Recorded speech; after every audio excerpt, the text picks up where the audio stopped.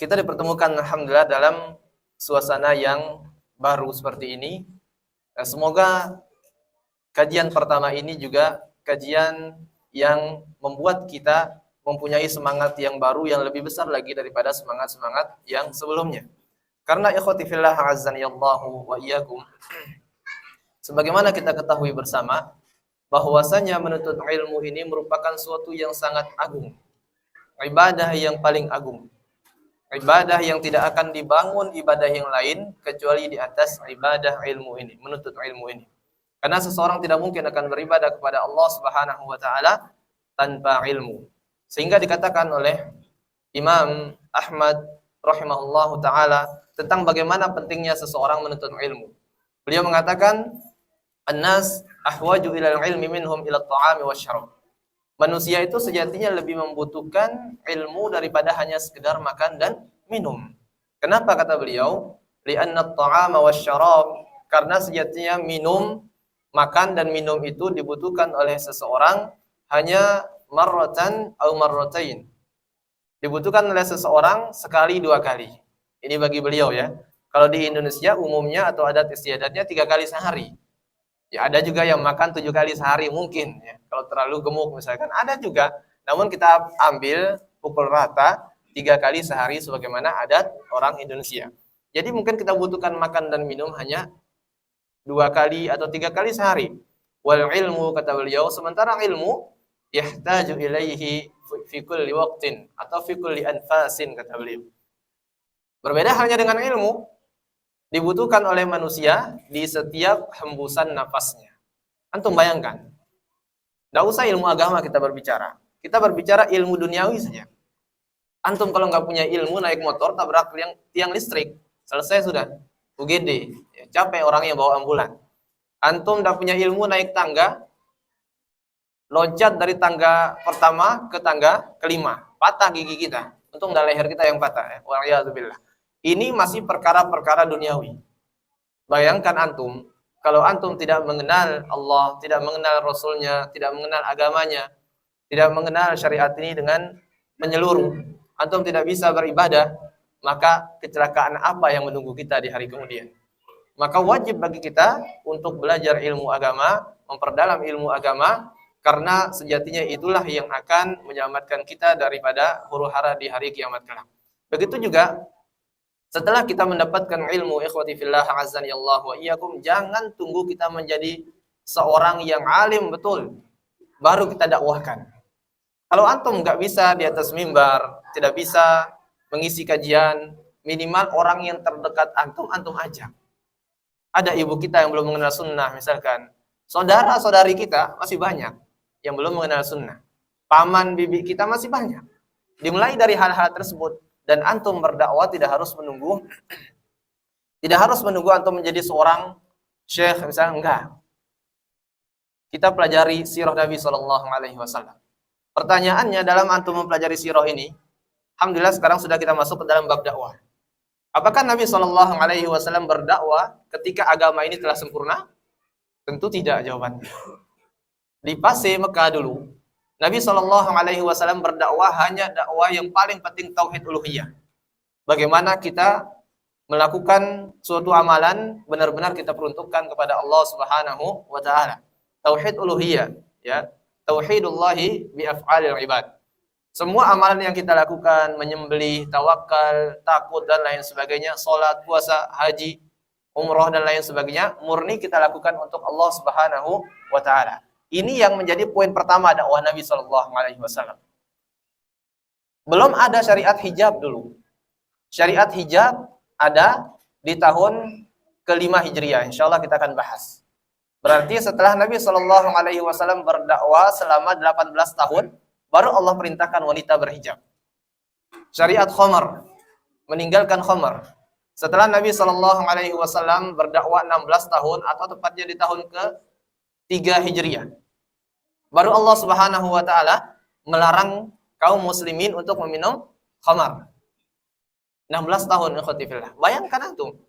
16 tahun baru turun syariat itu. Hijab juga demikian sebagaimana kita katakan tadi. Artinya apa? belum sempurna agama ini, tapi terus-menerus dilakukan dakwah tersebut oleh Nabi Shallallahu Alaihi Wasallam. Begitu juga kita.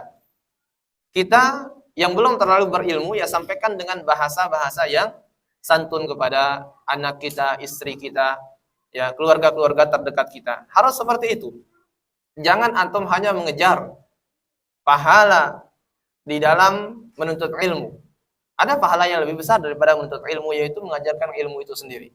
Bagaimana Nabi Shallallahu Alaihi Wasallam mengatakan, Innallaha wa malaikatahu wa ahlas samawati wal ard wal hitan fil ma hatta namlah fi juhriha.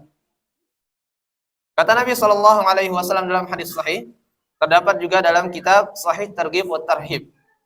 Beliau mengatakan, sesungguhnya ketahuilah bahwasanya Allah Subhanahu wa taala, para malaikatnya, semua makhluk yang ada di langit dan semua makhluk yang ada di bumi, sampai hitani fil ma, sampai ikan-ikan yang berada di dasar lautan, sampai semut-semut sekecil apapun mereka yang sedang berada di dalam lubangnya. La yusalluna ala muallimin nasil khair. Ini menjadi poinnya. Mereka bersolawat kepada orang yang mengajarkan ilmu. Enggak harus antum mengajarkan ilmu kepada anak antum. Allah Subhanahu wa taala mengatakan demikian dalam Al-Qur'an ayat sekian. Nabi sallallahu alaihi wasallam bersabda dalam hadis Bukhari dan Muslim misalkan. Enggak harus, anak kecil enggak perlu didakwahi seperti itu. Kalau antum panjang lebar dakwahi anak kecil, apa yang akan terjadi? Dikeluarin lidah untuk antum. Enggak paham mereka. Anak kecil didakwahi sambil dielus, ya, diajarkan logika-logika seperti itu anak kecil. Yang penting dari hati ke hati.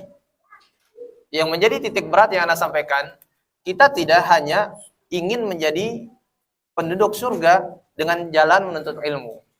Ada pahala yang lebih besar lagi, yaitu pahala mengajarkan ilmu itu sendiri. Antum bayangkan, penuntut ilmu, kata Nabi tadi dalam hadis yang kita bacakan, Allah Subhanahu wa taala bersalawat untuk mereka. Bagaimana salawat Allah Subhanahu wa taala? Ketika ada atau mendengarkan Allah Subhanahu wa taala, malaikat dan semua penduduk bumi ini bersalawat kepada kita, maknanya adalah salawat penduduk bumi kepada kita, penduduk langit kepada kita, atau sesama manusia misalkan, itu adalah ta'zim, ya, dan mahabbah. Maknanya adalah mereka cinta kepada kita dan mereka itu benar-benar memandang kita dengan luar biasa dengan penghormatan mereka. Maka kalau antum melihat orang-orang yang berilmu, yang mengajarkan ilmu, mustahil antum akan dapatkan mereka dihina oleh orang-orang. Kecuali orang-orang yang jahil memang, ya. Tapi kalau sama kita pasti dihormati, ya, dipandang luar biasa. Ini adalah salawat manusia sama manusia. Salawat makhluk di langit dan di bumi secara umum bagaimana? Mereka berdoa kepada Allah Subhanahu wa taala kebaikan untuk kita. Mereka beristighfar untuk kita kepada Allah Subhanahu wa taala. Kita sedang tidur, malaikah meminta ampun untuk kita. Malaikah, kemudian semut-semut, ikan-ikan yang ada di dasar lautan, semuanya mohon ampun untuk kita. Ini keutamaan yang besar. Kita tidak usah capek-capek ibaratnya, kan? Istighfar kepada Allah Subhanahu wa taala. Kalau kita yang istighfar belum tentu diampuni. Tapi kalau malaikah yang beristighfar untuk kita, itu pasti diampuni. Kenapa demikian? Sifat malaikah la ya'sunallaha ma amarahum wa yaf'aluna ma yu'marun. Mereka makhluk yang suci, tidak pernah bermaksiat kepada Allah sedikit pun. Semua perintah Allah dikerjakan oleh malaikah. Maka kalau mereka beristighfar, berdoa kebaikan untuk kita, Allah Subhanahu wa taala akan menerima hal tersebut. Sehingga Allah pun beristighfar untuk kita. Apa makna istighfar Allah untuk kita? Allah ampuni dosa-dosa kita. Maka kejar dua hal ini, ikhwati fillah azani Allah wa iyyakum. Perbarui kembali niat kita, perbarui semangat kita di dalam menuntut ilmu, dan sekali lagi jangan pernah target kita di dalam menuntut ilmu adalah untuk hanya sekedar mendapatkan ampunan Allah, rahmat Allah, setelah itu hilang ilmu tersebut. Enggak. Target seorang muslim harus mempunyai target yang tinggi. Nabi SAW mengatakan kepada para sahabat, "Idza sa'alta fas'alillah jannatal firdaus." Kalau engkau meminta surga, jangan pelit-pelit dengan doa kalian. Jangan hanya sekedar surga riyan misalkan.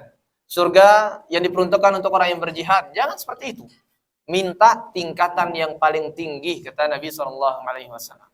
Jangan minta surga, ya Allah, surga yang paling rendah-rendah saja. Enggak. Minta yang paling tinggi, kata Allah Subhanahu. Kata Nabi SAW.